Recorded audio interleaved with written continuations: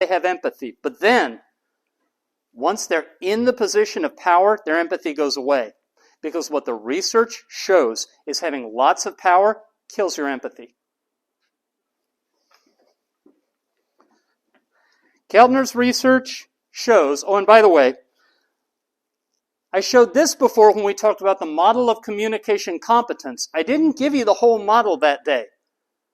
The part of the model we talked about is different communication skills are a toolbox, and you want to be able to pick the best tool.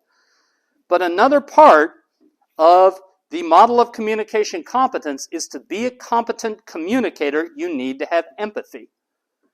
You need to be able to think about what are situations like for other people. So this was going to be my visual for, to move up to a position of power, you need to have empathy. But then people, having arrived when they have the power, tend not to have empathy. They tend to lose it.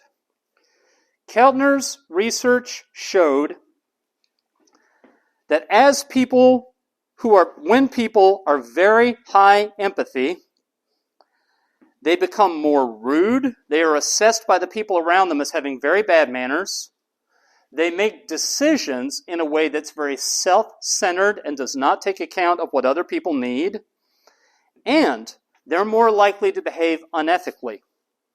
One particular study done by a team of professors of management from Stanford, Northwestern, and New York University found people who were higher in power reported they thought it was okay to cheat on their spouse and have an affair.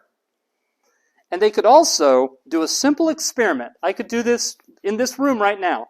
One side of the room I would say, think about your memory and experience you had when you felt really powerful.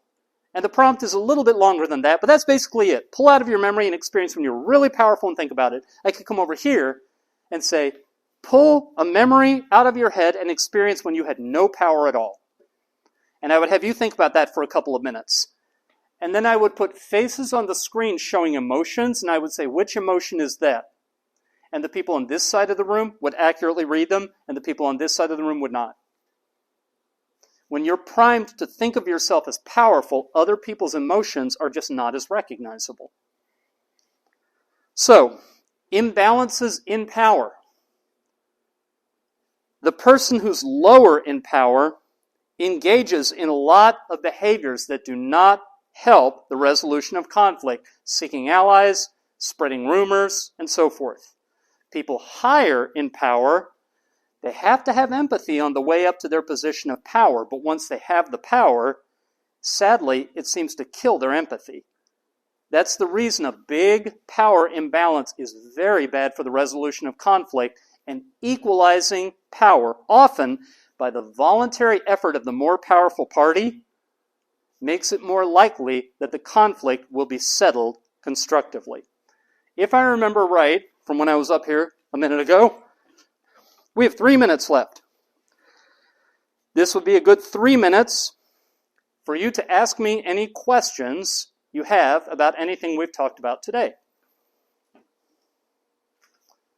French and Raven's 5 kinds. Ting, Toomey, and face negotiation, now new and improved with power distance. And the effect of an imbalance in power on dealing with conflict.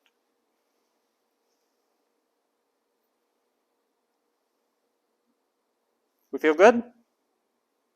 Okay. If we feel good, then you know what the last thing is that I am going to do. The day will come when I have it memorized, but it has not arrived here yet.